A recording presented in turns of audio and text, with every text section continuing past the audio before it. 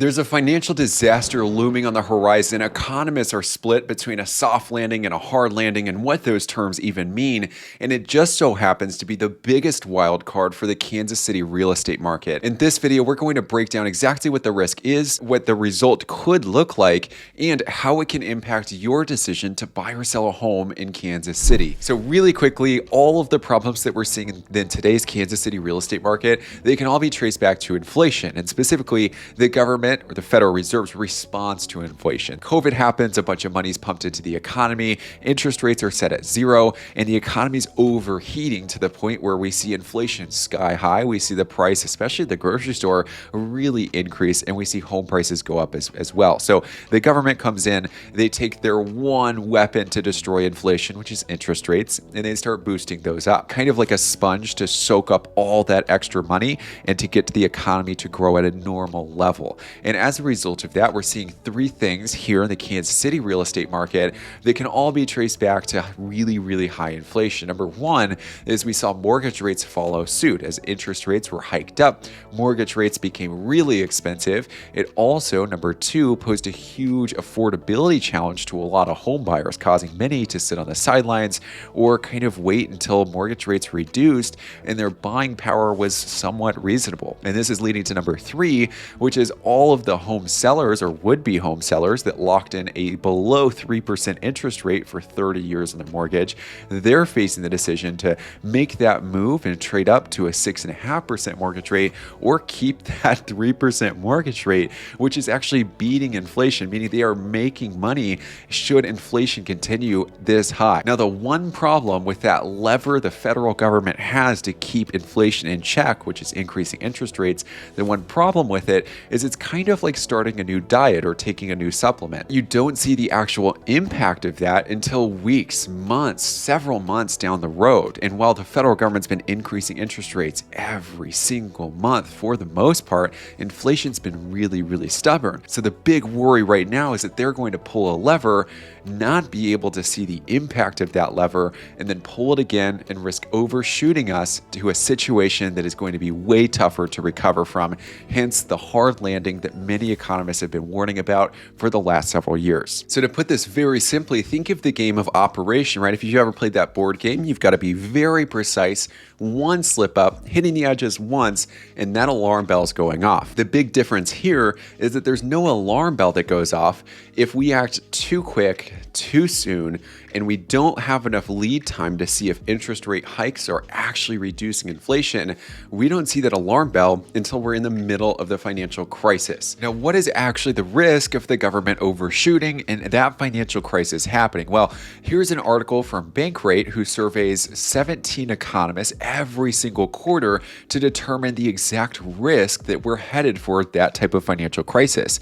And these are economists from many different disciplines and economic backgrounds, like the Mortgage Bankers Association, Moody's Analytics, and even the National Association of Realtors. They walked away from last quarter's survey saying that there's around a 64% chance that we see that exact financial crisis happen. Now, why do we care about this survey? Well, here are two paragraphs that I think hit the nail on the head. They say if the US economy were to enter a recession, it'd likely be one of the most predicted downturns in history. The next paragraph, they say that's likely because experts are using history as a guide. The last time the Fed raised interest rates this quickly, joblessness surged to nearly 11%, while the financial system entered the worst recession since the Great Depression, right? So that's exactly the problem that we're dealing with. Pulling the wrong lever too hard, too quickly means that we could potentially see a disaster at that scale. While economists are saying there are a lot of signs that we're seeing ourselves headed in this direction already, possibly the biggest one is this banking crisis. And while we've talked about it on separate videos, let's discuss the exact impact this could have on the economy and potentially the housing market too. Here's an article from Morgan Stanley in which they do exactly that, and they say that the biggest impact of all of this is a situation where we see stagflation, which basically means that the economy slows, so growth is very, very stagnant, unemployment goes up sky high, kind of like what happened in the Great Depression, and of course inflation remains high because we can't keep increasing interest rates in order to get it down. So Morgan Stanley in that article says stagflation is likely because of three reasons. Number one, plan is that regional banks will tighten their lending standards, not just for mortgages, but for commercial and industrial loans, which that will independently spike unemployment rates because a lot of companies can't finance growth or hiring phases without those. Now, the reason that they would tighten lending standards in the first place is so they can keep more cash on hand to avoid a bank run, right? The big problem with the banking confidence crisis is everybody lining up at the bank demanding their money back. But when the bank just doesn't have it on hand, the bank has failed, and it certainly causes a domino effect. But this time the government stepped in, basically wrote a blank check, doing everything they can, basically printing as much money as they can to prevent that from happening. Now, Morgan Stanley says the second biggest risk is that regional banks won't be able to profit. Not only are they going to tighten their lending standards, but they'll have to offer higher interest rates on their products like savings accounts to you and me, which is good in the short term, right? We make a little bit more money on everything that we've got in the bank. The problem is it squeezes the margins of those banks, which, you might be wondering, well, okay, they've got really high margins. They can afford it. The problem is that this time they can't. Remember, they've already taken a huge hit because interest rates were really high. They had their money tied up in assets that once interest rates went up, the return on those assets went down. So they had to sell a lot of those at a loss in order to keep more cash in the bank to avoid that bank run. So in other words, the regional banks won't be able to profit because this will squeeze their margins and put pressure on the entire system. And just like a stack of dominoes, they could all come tumbling down. Now, number 3 is that financial instability will eliminate the option of using that lever, pulling that lever to increase interest rates and get inflation into check. If there's so much financial instability that if they were to pull that lever and everything comes crashing down, then we've lost our biggest weapon we're currently using to fight inflation. And that's why it would stay really high, employment would go really high, and the economy would kind of cease to grow. Now, at this point, you might be thinking, well, that explanation's great, and maybe this makes a little bit more sense, but what does this actually mean for you and I? Well, basically, it looks like some sort of economic contraction is inevitable, which is not a bad thing. In fact, it could be a very, very good thing.